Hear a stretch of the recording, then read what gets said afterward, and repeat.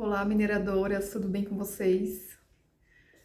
Hoje mais um vídeo para falarmos sobre Colossenses. Estamos nesse estudo, né? Estamos aqui nessa jornada. E antes de mais nada, eu gostaria de dar as boas-vindas, né? É um canal novo para você que está conhecendo agora. Nós estamos no capítulo 1 de Colossenses. Estamos estudando aí cada versículo, nos aprofundando, minerando a palavra de Deus. E eu gostaria de convidar vocês para se inscrever no canal, curtir esse vídeo, deixar o seu comentário que você tem achado desse estudo, como Deus tem falado com você. Para mim é muito importante. Então,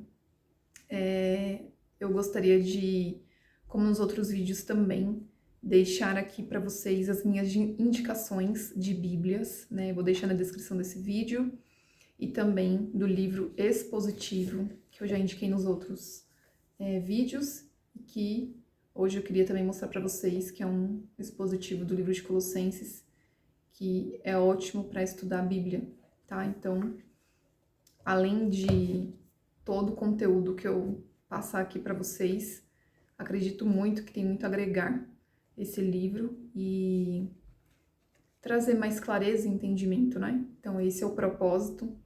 E eu queria começar com uma oração para a gente dar sequência nesse estudo. Hoje nós vamos falar sobre a supremacia de Cristo. Então, vamos conhecer, né, a questão da autoridade, da superioridade de Cristo. Então, gostaria de começar com uma oração.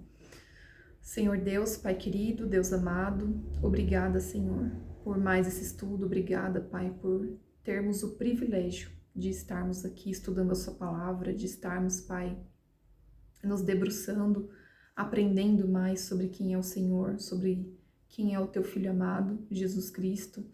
E nesse momento, Senhor, cada mulher que está ouvindo esta palavra, cada pessoa, Pai, que entrou nesse vídeo, que possa ser tocada pelo Senhor, possa ser direcionada pelo Senhor, que a mente e o coração possam ser abertos cada vez mais e que a Tua palavra, Pai, possa gerar fome e sede no coração de cada um que está ouvindo. Mais uma vez eu te peço que o Senhor esteja usando a minha vida, usando a minha boca nesse momento, mas que, acima de tudo, o Senhor seja honrado, glorificado através deste canal. Mais uma vez eu te agradeço, Senhor, e te peço que o Senhor esteja conosco, que o Senhor nos traga entendimento, Pai, a cada dia, que possamos estar alinhadas com o Senhor e a cada dia, Pai, nos esforçar para fazer a Tua vontade e saber, Pai, a pura verdade, que é a Sua palavra, que é a Bíblia. Mais uma vez eu coloco tudo em Tuas mãos e oro e agradeço em nome de Jesus. Amém. Então hoje, como eu acabei de falar, nós vamos falar sobre a supremacia de Jesus e nós vamos nos debruçar hoje, mineirar os versículos do capítulo 1, do 15 ao 20, tá? Então, eu gostaria de fazer a leitura primeiramente com vocês. Pega a sua Bíblia, vamos ler juntas. E eu estou na versão NVI, tá bom? Então, só para lembrar. Diz assim: Ele é a imagem do Deus invisível, o primogênito sobre toda a criação, pois nele foram criadas todas as coisas, nos céus e na terra, as visíveis e as invisíveis, sejam tronos ou soberanias, poderes ou autoridades. Todas as coisas foram criadas por meio dele e para ele. Versículo 17. Ele é antes de todas as coisas, e nele tudo subsiste. Ele é a cabeça do corpo, que é a igreja. É o princípio e o primogênito dentre os mortos, para que em tudo tenha a supremacia, pois foi do agrado de Deus que nele habitasse toda a plenitude, e por meio dele reconciliasse consigo todas as coisas, tanto as que estão na terra quanto as que estão nos céus, estabelecendo a paz pelo seu sangue derramado na cruz. Então aqui, antes da gente começar mesmo pelos versículos, eu gostaria de introduzir falando sobre o que significa supremacia, para a gente entender tudo que nós vamos falar, começar por essa palavra, para a gente ter uma ideia, né, do que nós estamos falando. Então, supremacia, eu peguei mesmo do dicionário ali, quer dizer poder ou autoridade suprema, primazia. Então, Paulo, aqui nesses versículos, ele inicia exaltando a magnitude de Cristo, a natureza e posição de Jesus.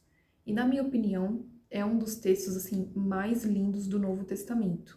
É um texto onde nós vemos, né, que realmente Paulo exalta Cristo, né, ele traz esse conhecimento, essa revelação para nós de uma forma, né, tão linda sobre a autoridade de Jesus. Tem alguns estudiosos que têm uma certa posição, né, uma opinião sobre esse texto. Alguns acreditam que esse trecho, do 15 ao 20, era um hino utilizado pela igreja primitiva. Já outros, né, supõem que Paulo ele estava ali combatendo, refutando o pensamento gnóstico, né, e faz todo sentido se a gente for pensar nessa questão, né? Então, eu, Débora, acredito também que era para refutar esse pensamento gnóstico sobre a posição de Jesus, né? Ali exaltar realmente, né, o poder de Cristo. Então, eu acredito muito que ele tenha escrito por esse motivo. Então, vamos começar, ele fala assim, já no versículo 15, ele fala assim, ele é a imagem do Deus invisível. Então, Paulo, ele referiu-se a Jesus como a imagem de Deus, né, do Deus invisível. E a palavra grega para imagem pode ser traduzida por ícone e significa semelhança. Então, Jesus, ele é a imagem perfeita do Pai, porque ele possui a completude, né, da sua personalidade e também a natureza divina. Ele tornou o Deus invisível, visível, né, e inteligível. Através dele, a plenitude de Deus foi revelada. E nós vamos falar, tem um versículo específico um pouco mais para frente que nós vamos falar sobre isso, né, sobre a plenitude de Cristo. Em João 1,18, Jesus fala que ele veio revelar o Pai à humanidade. Em João também 12,45, Jesus fala assim, quem me vê, vê aquele que me enviou. Então, quem vê Jesus, vê o Pai. E Hebreus 1,3 também fala assim, ele é o resplendor da glória e a expressão exata do seu ser. A semelhança sobre qual Paulo estava escrevendo não é simplesmente como Jesus era na carne, e sim como o ser eterno. Ele era o próprio Deus, né? O Deus invisível se tornou visível aos homens, né? Jesus veio em forma de homem, mas ele era o próprio Deus. Ainda no versículo 15, ele fala que ele é o primogênito de toda a criação. O primogênito de uma família hebraica, ele tinha uma posição superior, né? Então ele recebia a bênção do pai e o direito de primogenitura, né? E ele deveria ser respeitado como um líder, né, pelos outros irmãos, como foi o caso de Rubem, né, o filho mais velho de Jacó. Ele recebia uma porção dobrada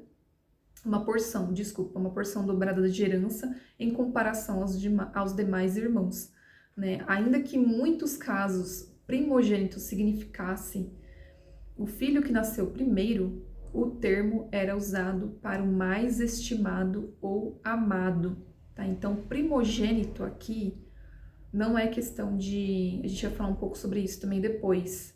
Não era questão de... Ele é o filho que nasceu primeiro, não é o caso de Jesus, né? Não é nesse sentido. Mas primogênito aqui é nível de importância, né? Título de honra. Então a gente vai ver que é muito mais, né, do que isso. Partindo para o 16, ele fala que Jesus é a fonte da criação. Então nós vemos que nele foram criadas todas as coisas, né? Nos céus, na terra, as visíveis e as invisíveis, sejam tronos, soberanias, poderes, autoridades, todas as coisas foram criadas por ele e para ele. Então, o mundo visível e o mundo invisível são obras de Cristo.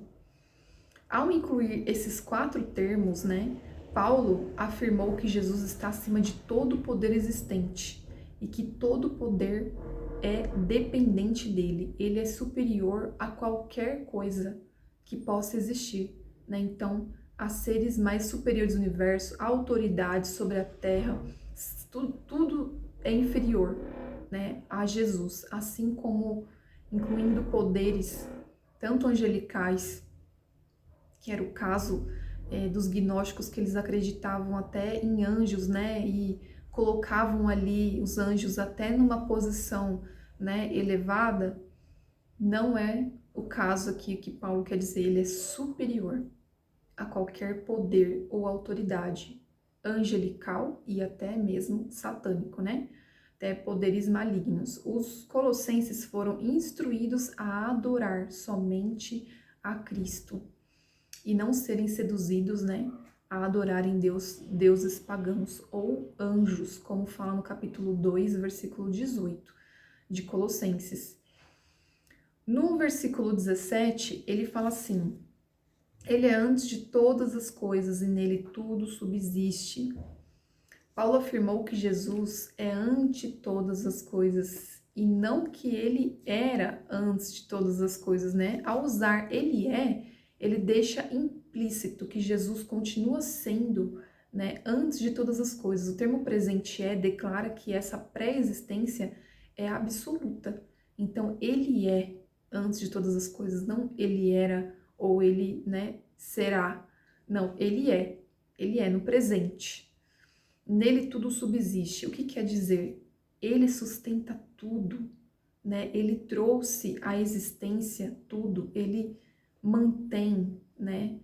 Em Hebreus 1:3 também fala, nele tudo subsiste, tudo veio a ser palavra de Deus, né? Em Hebreus 11:3. A palavra traduzida por subsiste expressa a ideia de que Jesus não só fez sua criação existir, mas ele também continua, né, fazendo subsistir. No versículo 18, já vamos falar sobre o corpo, né, a igreja. Ele é a cabeça do corpo, que é a igreja. É o princípio e o primogênito dentre os mortos, para quem tudo tem a supremacia. Além dele ser a imagem de Deus, o primogênito de toda a criação, né, e o criador do universo, Jesus também é o cabeça da igreja. Deus o colocou dessa forma, como cabeça, como o líder, né? Então, ele é a imagem de Deus, ele é ante todas as coisas, ele é a cabeça do corpo, ele é o princípio, né? Paulo, ele coloca aqui como uma posição de sempre. Ele é, Jesus é.